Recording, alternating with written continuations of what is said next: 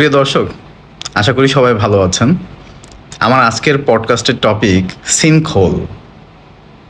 নিশ্চয়ই সবাই কান খাড়া করে বোঝার চেষ্টা করছেন কি হোলের কথা বললাম। হ্যাঁ, আমি সিনকহোলের কথা বলছি। 2019 সালের পর থেকে আমরা বেশ কিছু নতুন শব্দের সাথে পরিচিত হয়েছি এবং প্রতিদিন হয়েই যাচ্ছি।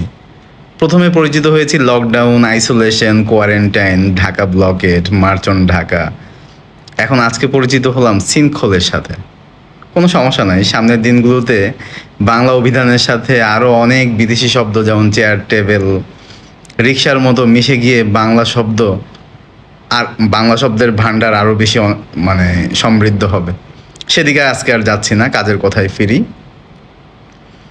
গতকাল 27 মে 2025 ঝিগাতলা হয়ে মোহাম্মদপুরের রাস্তায় কেউ গিয়ে থাকলে অবশ্যই টের পেয়েছেন স্মরণকালের সেরা জ্যাম।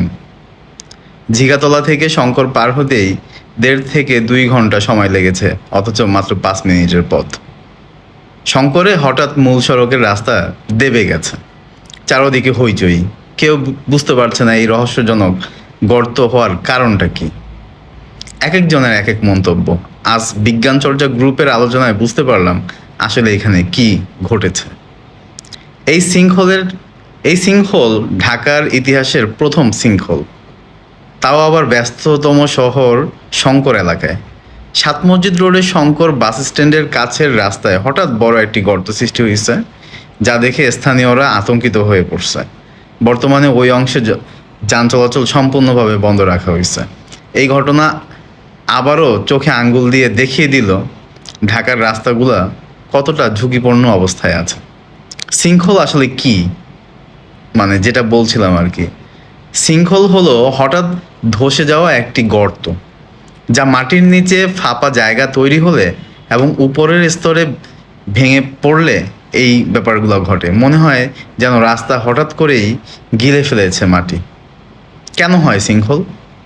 ভূগর্ভস্থ পানির স্তর যদি নিচে নেমে যায় এবং দুর্বল হয়ে পড়ে মাটি, তখন সিঙ্কহোল তৈরি হতে পারে। ড্রেন বা পানির পাইপ লিক হয়ে মাটি ধুয়ে গিয়ে ফাঁপা হয়ে গেলে সিঙ্কহোল হইতে পারে।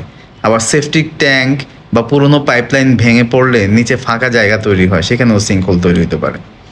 কিছু এলাকায় প্রাকৃতিকভাবে চুনাপাথর বা দ্রবণীয় শিলা পানিতে গলে তৈরি হইতে পারে সিঙ্কহোল। সমাধান কি? ফাটল ধরা বা পানি জমে থাকার রাস্তায় ভারী যান চলাচল একদম বন্ধ রাখতে হবে। হঠাৎ গর্ত বা ধস দেখলে দ্রুত স্থান ত্যাগ করতে হবে। ওইখানে গিয়ে আগ্রহ নিয়ে কৌতূহলবশত ওইটার আশেপাশে ঘুরঘুর করা একদমই উচিত হবে না। তারপর পুরনো পাইপলাইন ও ড্রেন নিয়মিত রক্ষণাবেক্ষণ করতে হবে। এটা সিটি কর্পোরেশনকে এই দায়িত্ব নিয়ে এই কাজটা করতে হবে, শহরবাসীকে নিরাপদ রাখার জন্য। নগর কর্তৃপক্ষের উচিত ভূগর্ভস্থ জরিপ ও ঝুঁকিপূর্ণ অঞ্চল চিহ্নিত করা। এখন সময়, কারণ ঢাকার রাস্তায় আমরা সিঙ্কহোল দেখতে পাচ্ছি এবং সামনের দিনে হয়তো আরও দেখতে পারবো। এই প্রথম সিঙ্কহোল আমাদের জন্য একটা অ্যালার্ম, এটা ধরে নিতে হবে। এখন থেকেই যত জায়গাগুলো আছে যেখানে যেখানে ঝুঁকিপূর্ণ, সেগুলো আইডেন্টিফাই করতে হবে এবং যথাযথ ব্যবস্থা গ্রহণ করতে হবে। সবাইকে সতর্ক থাকতে হবে এবং সবাই নিরাপদ থাকবেন, এটাই প্রত্যাশা করি।